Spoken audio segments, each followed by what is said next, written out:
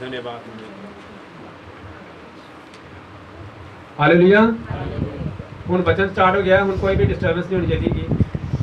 परमेश्वर की प्रेजेंस इस जगह पर मौजूद है। परमेश्वर साढ़े नाल है।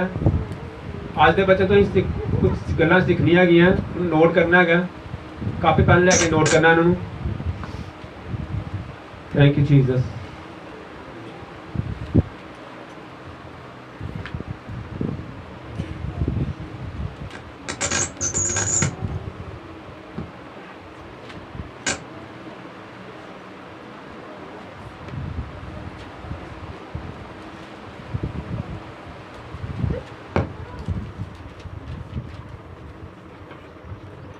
धन्यवाद तारीफ जीसस। आज के वचन से मेरा जो टॉपिक है जो परमेश्वर ने दिता है वो है कि असीं हर तरह दी परीक्षावां दे उत्ते जित हासिल किस तरह करनी है। अज ये सीखना है, क्योंकि कई लोगों की लाइफ च परीक्षावां आंदियां हैगियां, फेल हो जांदे हैगे। लेकिन अज असीं कुछ गल्लां इदां दी सीखनी हैगियां कि ये गल तुसीं हमेशा याद रखनी है कि साडी लाइफ दे विच हमेशा परीक्षावां आंदियां रहनियां हैगियां।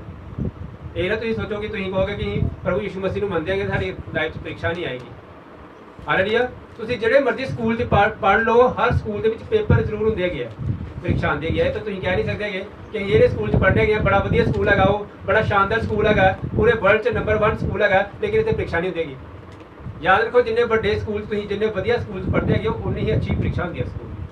जिन्हें तुम अच्छे बोर्ड से पढ़ते है उत्थे उन्नी ही ज़्यादा स्ट्रिकनेस होंगी है। याद रखना, अगर तुम सिंपल बोर्ड पढ़ते हो तो स्ट्रिकनेस घट होंगी है। कई बोर्ड बड़े वधिया गया, ICSE बोर्ड हो गया, CBSE बोर्ड हो गया, इतने परीक्षावां जो होंगे परीक्षावां भी हार्ड होंगी है, चीटिंग भी नहीं करन देंगे। हालेलुया।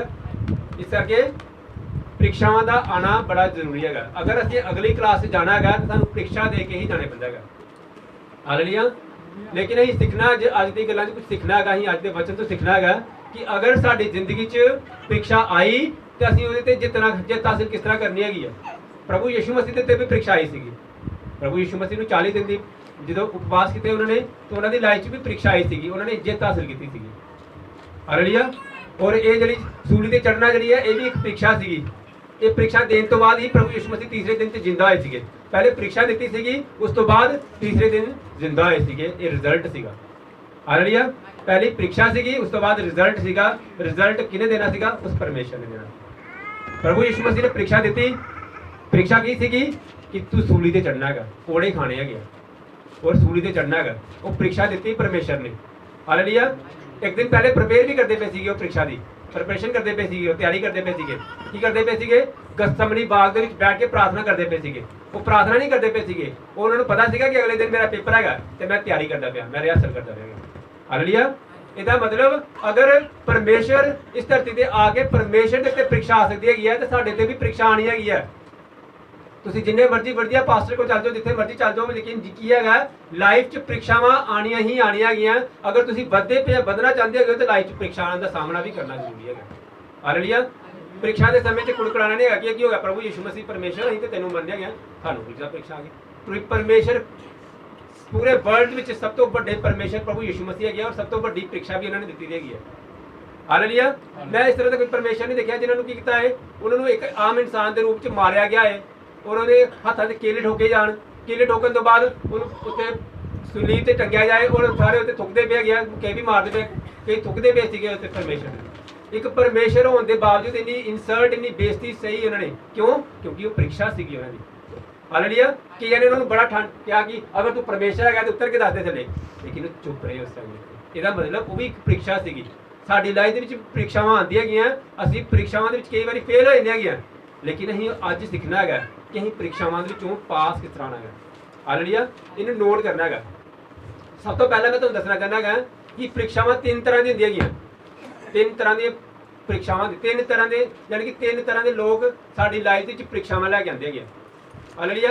यानी कि 3 तरह के इंसान साडी लाइफ च परीक्षावां लैके आंदे हैं। एक परीक्षा होंदी है इंसानों द्वारा परीक्षा आंदी है, मनुष्य द्वारा परीक्षावां। हालेलुया।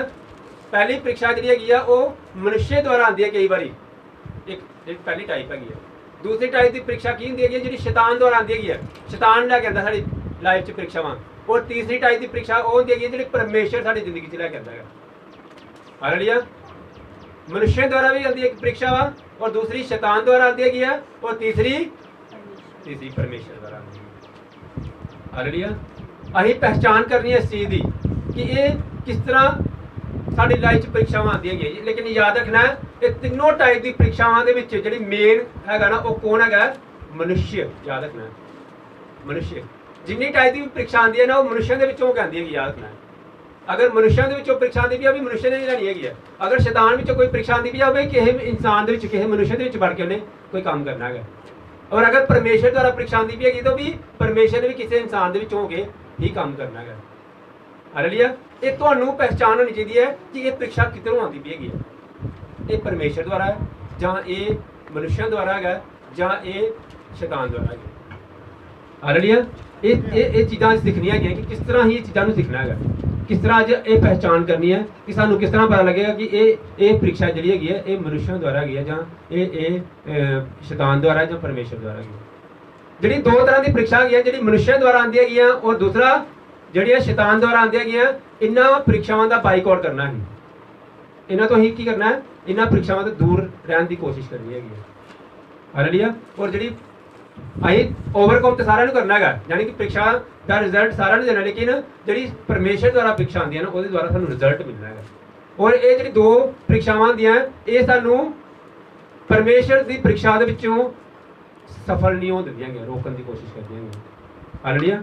अज यही सीखना है कि परीक्षावां किस तरह की होंदी है और परीक्षावां आंदियां किस लिए है और सिचुएशन किस लिए होंदी है परीक्षावां दी, और परमेश्वर द्वारा परीक्षावां द्वारा की मिलता है? ब्लैसिंग मिलती है। याद रखो परमेश्वर जो साडी लाइफ च परीक्षा लैके आंदा ना तो परमेश्वर कभी भी खाली इंसान की परीक्षा नहीं लैंदा। याद रखना। हालेलुया। खाली इंसान की परीक्षा कभी भी नहीं परमेश्वर लैंदा। परमेश्वर सब तो पहले ब्लैस करता है और ब्लैस करने तो बाद साडी परीक्षा लैंदा है। पहले ब्लैस करता है। याद रखना। अब्राहम की परीक्षा परमेश्वर ने ली सी, लेकिन सब तो पहले परमेश्वर ने इसहाक दिता सीगा, पहले परीक्षा नहीं ली सी। पहले परमेश्वर ने अब्राहम की लाइफ की लैके आए थे इसहाक लैके। इसका मतलब परमेश्वर पहले देने तो बाद परीक्षा लेंदे गए। इसहाक परमेश्वर ने अब्राहम को दिता, उस तो बाद फिर परमेश्वर ने अब्राहम की परीक्षा ली कि उन्हें इसहाक जो तेन दिता गया ये मैंने दे। हालेलुया। सब तो पहले थोड़ी लाइफ च अब्राहम परमेश्वर द्वारा जी परीक्षा आती है पहले तुहानू ब्लैस करता है परमेश्वर। जिस तरह मान लो कि परमेश्वर ने तुहानू एक अच्छी जॉब दे दी, मान लो ये ब्लैस करता परमेश्वर ने। ब्लैस कर तो बाद परमेश्वर ने हुण कहना है कि हुण ये जी जॉब हैगी है इनू अच्छे ईमानदारी नाल तू करना है, ये परीक्षा है। और उस तो बाद की करना है ये की करना है परमेश्वर के भवन के भी पाना है। मान लो कि तुहानू परमेश्वर ने 500 रुपीज़ जो देता है परमेश्वर ने, मान लो तुहानू 500 रुपये देता है, वो थोड़े मन च आएगा है ये 500 किसी गरीब की हेल्प कर दे, ये शैतान द्वारा परीक्षा नहीं, क्योंकि शैतान कभी भी हेल्प करने वास्ते नहीं कहता है। शैतान नहीं कहता कि तू हेल्प कर देगी, ये कभी नहीं कहता है शैतान। इसका मतलब ये परीक्षा जी परमेश्वर द्वारा है। जो तुम 500 रुपये किसी को देने की सामर्थ रखते हो परमेश्वर 5 लाख भी देने की सामर्थ रखता है। हालेलुया। लेकिन विश्वास करने वाले शैतान कभी भी तुम ये नहीं कहेगा कि तू ये 500 रुपया जो ना किसी दान दे दे, कभी नहीं कहेगा। कभी शैतान कहेगा, शैतान ने कहना रख लै अपने कोई कितने रस्ते च खाली दे। हालेलुया। शैतान द्वारा जी परीक्षा आती है वो हमेशा प्रलोभन की परीक्षा आती है, लालच जी लालच की परीक्षा आती है ना शैतान द्वारा परीक्षा आती है जिस लालच आए। मान लो कि तुम जाते पे हो रस्ते किसी का थोड़े सामने किसी का बेचारे 500 रुपये गया, थोड़े अंदर मन च आया कि ये मैं 500 रुपये चुक के अपने जेब च पा लेना, ये परमेश्वर द्वारा परीक्षा नहीं हैगी। ये तो सारा पता है जो तुम दौड़ के उन्होंने 500 रुपये दवोगे ये जी है ना ये वो परीक्षा तो ओवरकम किया थोड़े मन च आना है कि इन्हें जेब च पा लेने। ये जी लालच की परीक्षा दी गई है ये शैतान द्वारा परीक्षा दी है, लालच द्वारा दी गई परीक्षा। हालेलुया। इस करके अज ही सीखना है चीज़ों का कि अं परीक्षा के जित हासिल किस तरह करनी है। हालेलुया। पहले मैं तुम दसना चाहना 3 भागों में मैं इस वचन को डिवाइड किया है। पहली है कि अलग अलग तरह दी परीक्षावां, पहली जी टाइप है वो की है अलग अलग प्रकार दी परीक्षावां। नोट करे करो तुम जो भी बच्चे सुनना है कापी पेन लैके आए करो, कापी पेन लैके उन्हें नोट करना है, उन्हें नोट करना सीखना है। ठीक है। जेडे बचन जिन्होंने नहीं पढ़ने आता है वो बार बार यूट्यूब से प्रचार सुने करो ताकि तुम प्रचार जो हफ्ते भर सुनो ताकि वो प्रचार थोड़े मन के बैठे हो कि जो परमेश्वर के दास ने सू मतलब वर्ड दिते थे इनू ही अपनी लाइफ च रख चलना है। सवेरे सवेरे उठ के सब तो पहले प्रचार सुने करो, उठते सारी यूट्यूब से सुने करो, ਤੁਹਾਡੇ ਮਨ ਬਾਈਬਲ ਪੜੋ, ਬਾਈਬਲ ਦੇ ਵਿੱਚੋਂ ਪੜੋ ਪ੍ਰਚਾਰ, ਜੇ ਤੁਸੀਂ ਪੜ੍ਹ ਸਕਦੇ ਤੇ ਜੇ ਤੁਸੀਂ ਪੜ੍ਹ ਨਹੀਂ ਸਕਦੇਗੇ ਤਾਂ ਸੁਣੋ। ਹਾਲੇਲੂਇਆ। ਪੜ੍ਹਨਾ ਜਾਂ ਸੁਣਨਾ ਦੋਨੋਂ ਚੀਜ਼ਾਂ ਜ਼ਰੂਰੀ ਹੈਗੀਆਂ। ਹਾਲੇਲੂਇਆ। ਵਚਨ ਨੇ ਸਾਡੀ ਜ਼ਿੰਦਗੀ 'ਚ ਕੰਮ ਕਰਨਾ ਹੈਗਾ, ਵਚਨ ਤੋਂ ਬਿਨਾਂ ਅਸੀਂ ਕੁਝ ਵੀ ਨਹੀਂ ਹੈਗੇ। ਹਾਲੇਲੂਇਆ। ਪਹਿਲੇ ਟਾਈਮ ਤੇ ਕੀ ਹੈਗਾ ਕਿ ਪ੍ਰੀਖਿਆਵਾਂ ਕਿੰਨੀ ਤਰ੍ਹਾਂ ਦੀ ਹੁੰਦੀਆਂ ਹੈਗੀਆਂ, ਕਿੰਨੀ ਤਰ੍ਹਾਂ ਦੀ ਪ੍ਰੀਖਿਆ। ਔਰ ਦੂਸਰਾ ਹੈਗਾ ਕਿ ਪ੍ਰੀਖਿਆਵਾਂ ਵਿੱਚੋਂ ਪਾਸ ਹੋਣ ਦੇ ਨਾਲ ਸਾਨੂੰ ਕਿਹੜੀਆਂ ਆਸ਼ੀਸ਼ਾਂ ਮਿਲਦੀਆਂ ਹੈਗੀਆਂ। ਪਹਿਲਾ ਹੈਗਾ ਕਿ ਪ੍ਰੀਖਿਆ ਕਿੰਨੀ ਤਰ੍ਹਾਂ ਦੀ ਹੁੰਦੀ ਹੈਗੀ ਹੈ। ਦੂਸਰਾ ਪੁਆਇੰਟ ਕੀ ਹੈਗਾ ਕਿ ਅਗਰ ਅਸੀਂ ਪ੍ਰੀਖਿਆਵਾਂ ਪਾਸ ਕਰਨੇ ਹੈਗੀਆਂ ਤਾਂ ਸਾਨੂੰ ਇਹਨਾਂ ਕੀ ਕੀ ਰਿਜ਼ਲਟ ਮਿਲਦਾ ਹੈਗਾ। ਹਾਲੇਲੂਇਆ। ਔਰ ਤੀਸਰਾ ਹੈਗਾ ਕਿ ਜਦੋਂ ਅਸੀਂ ਪ੍ਰੀਖਿਆ ਨੂੰ ਪਾਸ ਕਰਨਾ ਹੈਗਾ ਉਹਦੇ ਵਿੱਚ ਰੂਲ ਕਿਹੜੇ ਹੈਗੇ ਆ, ਉਹਦੇ ਕਿਹੜੇ ਕਿਹੜੇ ਨਿਯਮ ਹੈਗੇ ਆ ਜਿਹਨੂੰ ਅਸੀਂ ਫਾਲੋ ਕਰਨਾ ਹੈਗਾ, ਜਿਹਦੇ ਨਾਲ ਅਸੀਂ ਪ੍ਰੀਖਿਆਵਾਂ ਵਿੱਚੋਂ ਪਾਸ ਹੋਵਾਂਗੇ। ਹਾਲੇਲੂਇਆ। ਹਾਲੇਲੂਇਆ। ਸਮਝ ਆ ਗਿਆ ਸਾਰਿਆਂ ਨੂੰ ਕਿ ਮੈਂ ਕੀ ਸਮਝਾ ਰਿਹਾ ਤੁਹਾਨੂੰ। ਅੱਜ ਦਾ ਰਿਜ਼ਲਟ ਜਿਹੜਾ ਹੈਗਾ ਅਸੀਂ ਅੱਜ ਕੀ ਪੜ੍ਹਨਾ, ਵਚਨ ਦੇ ਵਿੱਚ ਕੀ ਪੜ੍ਹਨਾ ਹੈਗਾ ਕਿ ਪ੍ਰੀਖਿਆਵਾਂ ਜਿਹੜੀਆਂ ਉਹਦੇ ਤੇ ਜਿੱਤ ਹਾਸਿਲ ਕਿਸ ਤਰ੍ਹਾਂ ਕਰਨੀ ਹੈਗੀ ਹੈ। ਲੇਕਿਨ ਤੁਹਾਨੂੰ ਮੈਂ ਪ੍ਰੀਖਿਆਵਾਂ ਜਿੱਤ ਹਾਸਿਲ ਕਰਨ ਤੋਂ ਪਹਿਲੇ ਦੱਸਣਾ ਚਾਹੁੰਦਾ ਕਿ ਪ੍ਰੀਖਿਆਵਾਂ ਹੁੰਦੀਆਂ ਕਿੰਨੀ ਤਰ੍ਹਾਂ ਦੀਆਂ ਹੈਗੀਆਂ। ਹਾਲੇਲੂਇਆ। ਹਾਲੇਲੂਇਆ। ਜੋ ਨਾ ਤਾਰੀਫ ਕਰੋ ਸਭ ਨੇ।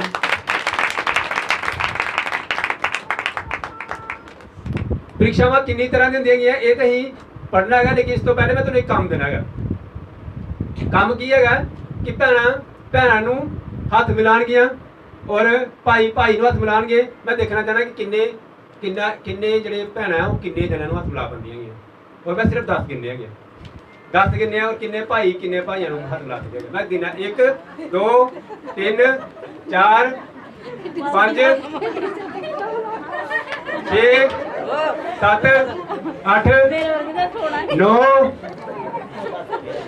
10। हालेलुया। जोर से तारीफ करो सब जन।